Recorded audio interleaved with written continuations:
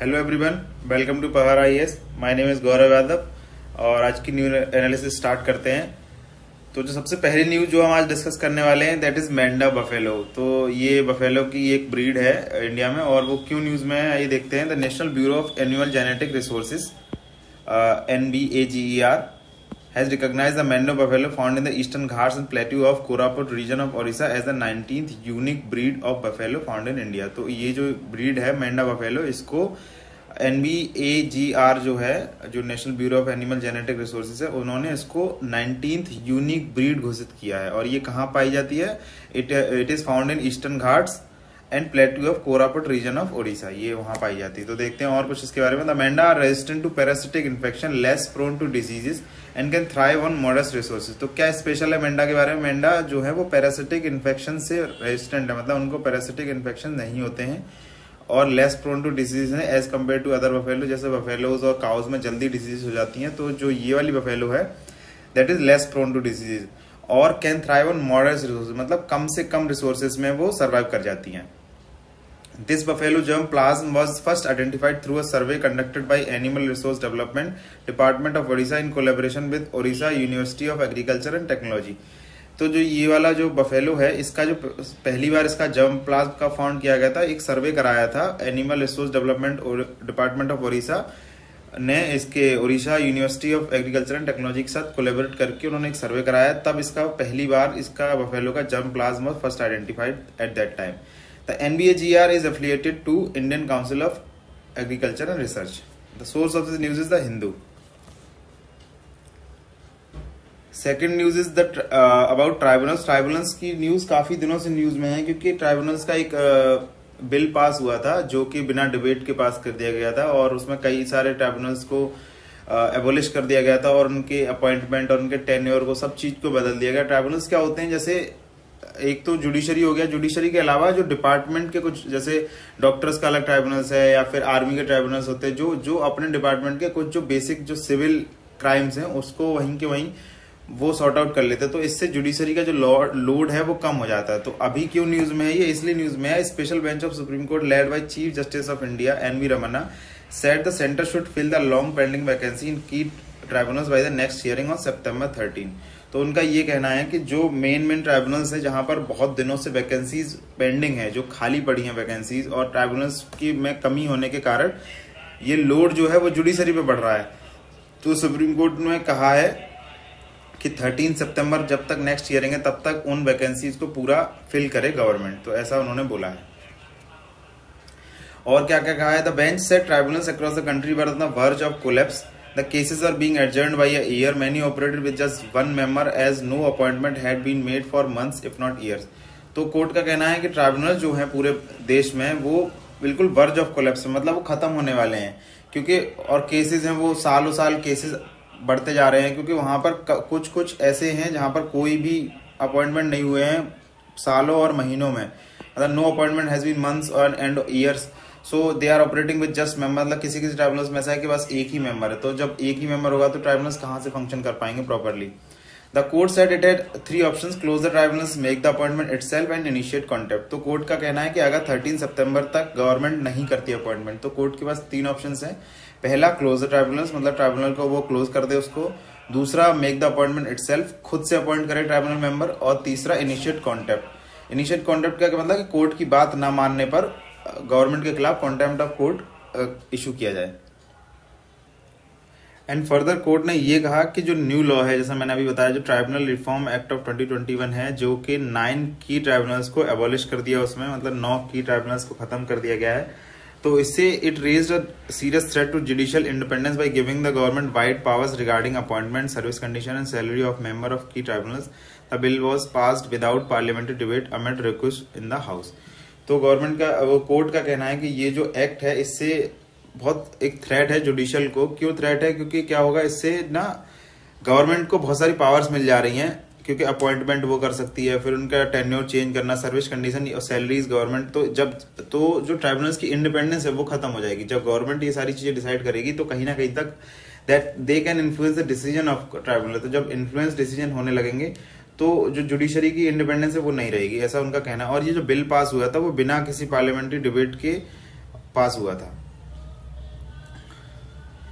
Third news is Ashramvasi. आश्रमवासी October 2009 में prime minister Narendra Modi ने कहा था कि जो साबरमती आश्रम है उसको बड़ा किया जाए, मतलब साबरमती आश्रम को एक्सपेंड किया जाए और उसको रिनोवेट किया जाए। तो जो वहां के लोग रहने वाले हैं, जो उनके ट्रस्टीज एंड रेजिडेंट्स हैं, उनमें उनको बहुत डर है और वो प्रोटेस्ट कर रहे हैं उस चीज के लिए। जो कि थर्ड एंड जो अभी लोग रह रहे हैं वो third and fourth generation of आश्रम रेजिडेंट्स है। आश्रम रेजिडेंट जो इनिशियली आश्रम में रहना शुरू हुए थे गांधी जी के साथ जब आश्रम बना था, तो उनकी तीसरी से चौथी पीढ़ी अभी जो वहां रहती है, तो वो लोग प्रोटेस्ट पर बैठे हुए हैं और वो लोग इस चीज को प्रोटेस्ट कर रहे हैं कि क्योंकि उन्हें डर है कि अगर आश्रम को रिनोवेट किया जाएगा, एक्सपेंड किया जाएगा, तो उनको वहां से निकलना पड़ेगा। ये है। और हैं कौन आश्रमवासी, देखते हैं। That descendants of the people who were brought into Harijan ashram that Mahatma Gandhi established on the bank of Sabarmati river in 1917 to do various tasks and help to run the ashram, and those who continue to stay on the premises now controlled by one or the other trust call them ashramvasis। तो आश्रमवासी कौन है कि जब हरिजन आश्रम जो साबरमती के किनारे पर गांधी जी ने स्टार्ट किया 1917 में, तो जब वो यहाँ आए तो उनके जो डिसेंडेंट्स है, जो उनके आगे की पीढ़ियां हैं, जो अभी लोग वहां पे रह रहे हैं, तो वो उनको आश्रमवासी कहा जाता है। They comprise of all communities as Gandhi believed in sarva धर्म संभव। वहां पे सारी कम्युनिटी के लोग रहते हैं, हर धर्म के, हर जाति के लोग वहां रहते हैं, क्योंकि गांधी जी का बिलीव था सर्व धर्म संभव।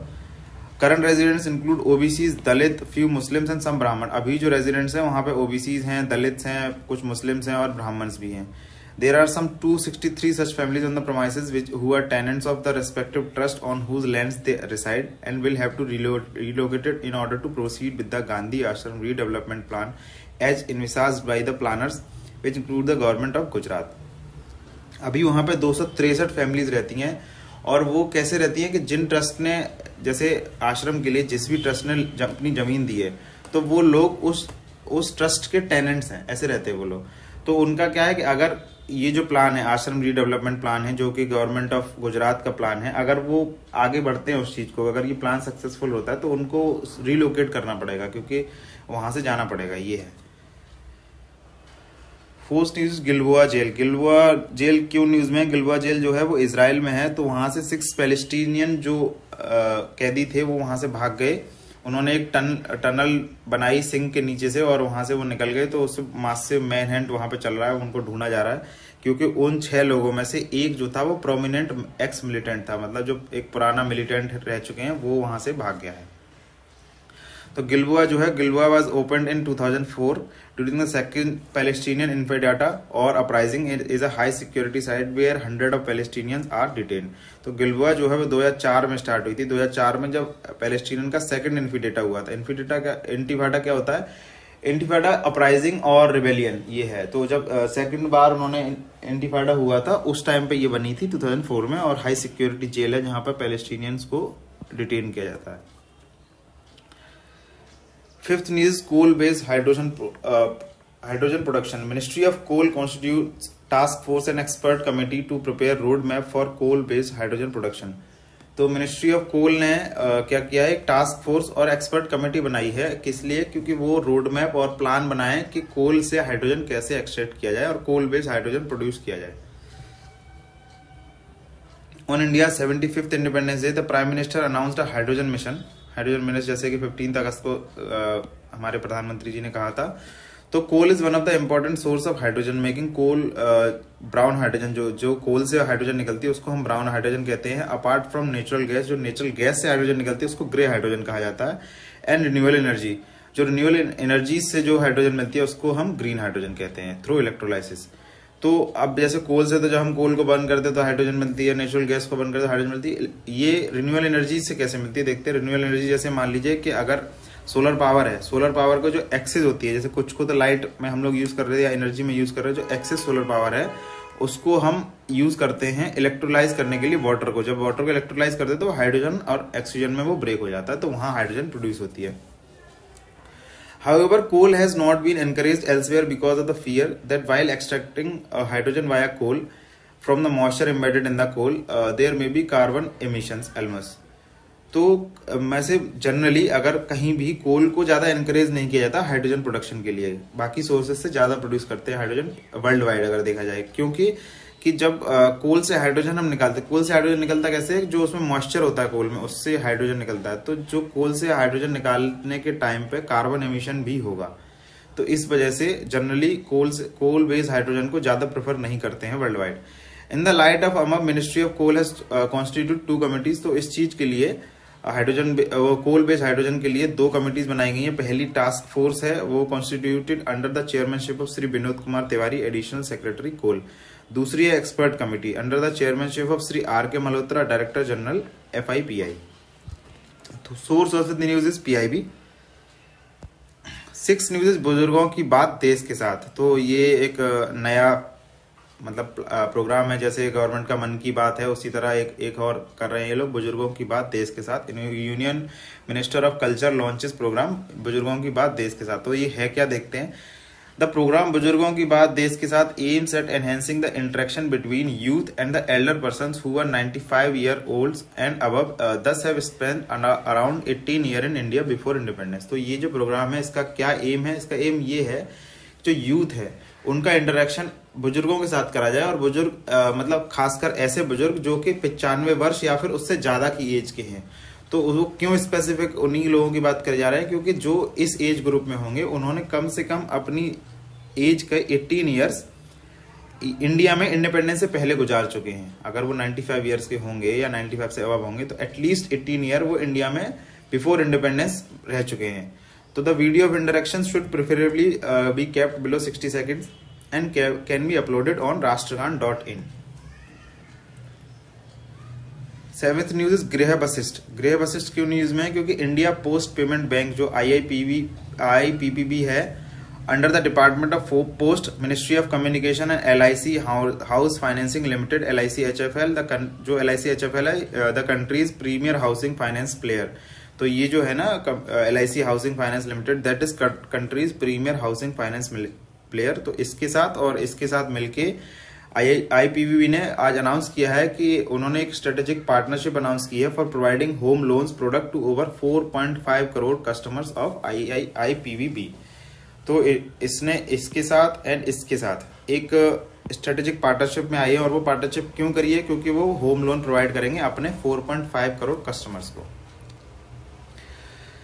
तो processing and disbursement of all home loans will be handled by LIC HFL with IPPB responsible for sourcing. तो जो इसकी प्रोसेसिंग डिसबर्समेंट जो होम लोन्स की होगी वो LIC HFL देखेगा और जो सोर्सिंग है वो ये करेगा।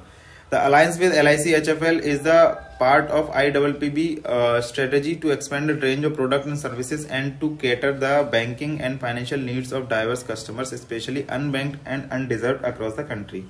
तो ये जो अलायंस है जो किया है LIC HFL के साथ, तो इसकी क्यों है ये, क्योंकि IPPB चाहता है कि जो अब उनका रेंज ऑफ प्रोडक्ट सर्विसेज है उसको एक्सपेंड करे और उन लोग अपने कस्टमर्स को डाइवर्स करे, मतलब उन लोगों के तक भी पहुंचे जो अभी अनबैंक्ड हैं, जो अभी फाइनेंशियल सर्विसेज से बचे हुए हैं, उन लोगों तक ये पहुंचे और उन लोगों तक अपनी सारे प्रोडक्ट एंड सर्विसेज को पहुंचाए। इसलिए उन्होंने LIC HFL के साथ अलायंस किया है।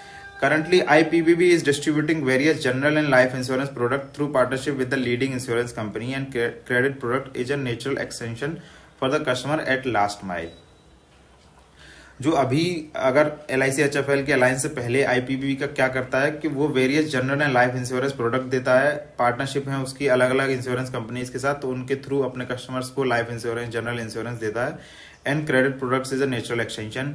LIC HFL's unique home loan product गृह वशिष्ठ। तो गृह वरिष्ठ जो सबसे मेन चीज है, LIC HFL का एक यूनिक होम लोन प्रोडक्ट है गृह वरिष्ठ। तो उसका क्या है, वो डिजाइन किया गया है फॉर रिटायर्ड और serving employees of PSU insurance. तो जैसे गृह वरिष्ठ, अगर आप वरिष्ठ की बात करें, वरिष्ठ मीन्स बड़े, मतलब सीनियर। तो जो ये डिजाइन किया गया वो किसके लिए, रिटायर्ड और serving employees of PSU insurance, central state government, railways, defence, banks etcetera के जो रिटायर्ड या फिर सर्विंग एम्प्लॉयज हैं, entitle to pension under defined benefit pension scheme. तो ये जो स्कीम है उसमें जो भी पेंशन के लिए एंटाइटल हैं, जो भी पेंशन के लिए एलिजिबल हैं, उन एम्प्लॉयज को ये उनके लिए है ये गृह वरिष्ठ। The age of borrowers at the entry of loan can be up to 65 years and the loan tenure is till the attainment of 80 years of age और मैक्सिमम अप टू 30 years। तो जो एज है जब loan मतलब जो ये करेंगे अगर गृह वरिष्ठ, तो एज जो उसकी होनी चाहिए वो 65 ईयर मैक्सिमम एज है, मतलब उससे कम ही होना चाहिए। और जो लोन का टेन्योर है वो या तो 80 ईयर्स या फिर 30 ईयर मैक्सिमम, अगर ये हो जाए 30 ईयर लोन पीरियड हो जाए तो इतना उसका टाइम पीरियड है, विच एवरेज अर्लियर, जो पहले हो जाता है। एथ news is E Shram portal. तो इसके बारे में हम लोग कुछ दिन पहले और न्यूज एनालिसिस में बात कर चुके हैं कि ई श्रम पोर्टल जब लॉन्च हुआ था कि जो अनऑर्गेनाइज्ड वर्कर हैं उनका ऑर्गेनाइज करने के लिए, उनको रिकॉग्नाइज करने के लिए एक पोर्टल लॉन्च किया था गवर्नमेंट ने, ई श्रम पोर्टल। तो अगस्त 26 को ये लॉन्च हुआ था, उस दिन हम लोगों ने न्यूज में इसकी बात करी थी। तो गवर्नमेंट, और अगस्त 26 से आज तक गवर्नमेंट के इस पोर्टल पर 21 लाख अनऑर्गेनाइज्ड वर्कर जो हैं वो रजिस्टर हो चुके हैं according to data on labour and employment ministry portal. तो इसका एम क्या है, फिर से एक बार बता देते हैं। Government aims to register 38 crore unorganised workers such as construction labourers, migrant workforce, street vendors, domestic workers among others. तो गवर्नमेंट का एम है कि जितने भी अनऑर्गेनाइज्ड वर्कर हैं, जो कि construction labourers, migrant workforce, street vendors जो गली गली जो बेचते हैं चीजों को, डोमेस्टिक वर्कर, इन सबको जितने भी अनऑर्गेनाइज्ड 38 करोड़ जो कहे जाते हैं, तो उन सबको रिकॉग्नाइज करने का ये एम है इसका ई श्रम पोर्टल का। The workers will be issued an e Shram card, उनको एक कार्ड मिलेगा जो कि 12 डिजिट यूनिक नंबर होगा, जैसे आधार कार्ड होता है उसी तरह से, which going ahead will help in including them in social security schemes. तो अगर जैसे आगे जाके गवर्नमेंट कोई भी स्कीम लॉन्च करती है उन लोगों के लिए, अनऑर्गेनाइज वर्कर के लिए, तो इसके होने से, ई श्रम पोर्टल के या ई श्रम कार्ड के होने से उनको रिकॉग्नाइज करना आसान होगा और उनका टारगेटेड बेनिफिट होना बहुत ईजी हो जाएगा। The portal will help build a comprehensive national database of unorganized workers in the country। तो पोर्टल से क्या होगा, एक national database of unorganised worker, database मतलब एक डेटाबेस बनाना बहुत इजी हो जाएगा कि कितने वर्कर्स हैं, कौन कौन से फील्ड में कितने वर्कर्स हैं, ये सब बनाना बहुत इजी हो जाएगा। Government had earlier missed deadlines for creating the database, inviting criticism from supreme court. जैसा मैंने लास्ट टाइम भी बताया था कि गवर्नमेंट को ये चीज बनाने के लिए, लास्ट टाइम जब कोविड की फर्स्ट वेव आई थी तो तब हमने जो माइग्रेंट वर्कर्स का एक्सोडस देखा था, इधर उधर परेशान होते हुए देखा था, तभी से कहा जा रहा है कि आप एक ऐसा पोर्टल बनाइए, ऐसा एक डेटाबेस बनाइए। तो गवर्नमेंट उस डेडलाइन को मिस करती जा रही थी, उसको लेट करती जा रही थी, फिर सुप्रीम कोर्ट ने उनको क्रिटिसाइज किया, उसके बाद ये डेटाबेस बनना शुरू हुआ है, ई Shram portal. The registration of workers on the portal will be coordinated by Labour Ministry, State Government, Trade Unions and CSCs, official said। तो जो रजिस्ट्रेशन का जो प्रोसेस है उसको कोऑर्डिनेट करेंगे labour ministry, state governments, trade unions and सीएससीज। The national toll free number 14434 ये number है जो कि लॉन्च किया गया है, will also be launch to assist and address the queries of workers seeking registration on the portal. तो जैसे जो भी अपने आप को रजिस्टर कराना चाहते हैं पोर्टल पे और कोई प्रॉब्लम हो रही है रजिस्टर होने में, तो वो इस टोल फ्री नंबर पर बात कर सकते हैं और उनकी हेल्प की जाएगी। तो आई विल सजेस्ट कि आपको कोई भी अनऑर्गेनाइज्ड वर्कर दिखे और उनको आप बोलें रजिस्टर करने के लिए, ताकि वो डेटाबेस में आ सके, ताकि अगर कोई भी गवर्नमेंट स्कीम आती है तो वो उनकी हेल्प कर सके। तो आप किसी को भी अपने यहाँ जो आपके घरों में काम करते हैं लोग, उनके लिए, स्ट्रीट वेंडर्स या फिर कोई भी आप जिसको देखते हैं और जिसकी हेल्प कर सकें उसको ये बताएं। क्योंकि सबसे बड़ी बात पता है क्या, कि हमारे यहाँ स्कीम्स बहुत हैं बट लोगों को वो चीज पता नहीं चल पाती है। जो भी जैसे हम लोग एजुकेटेड हैं, हम लोग न्यूज देखते हैं, हम लोग अखबार पढ़ते हैं, या हम और सबसे बड़ी बात, वी आर प्रिविलेज्ड कि हमारे पास ये सारे सोर्सेज हैं।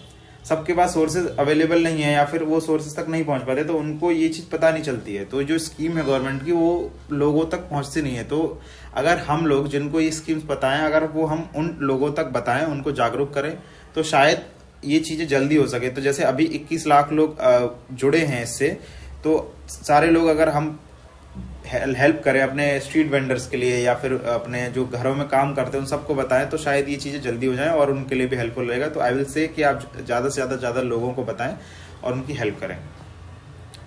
सो आज के लिए इतना काफी था, और जुड़े रहिए हमारे साथ, लाइक करें वीडियो को, कमेंट करके बताएं अगर वीडियो अच्छी लगी, और आप क्या चाहते हैं ऐड करना इसमें वो भी बताएं, एंड सब्सक्राइब करें चैनल को, बेल आइकन दबाएं। और जो हमारे सोर्सेज हैं न्यूज के वो हैं the Hindu, Indian Express, all India radio, PIB, down to earth, PRS। तो सारे से मिला के जो हमारी टीम है वो सारे से मिला के न्यूज एक्सट्रैक्ट करके लाती है आपके लिए। Thank you so much for watching, have a nice.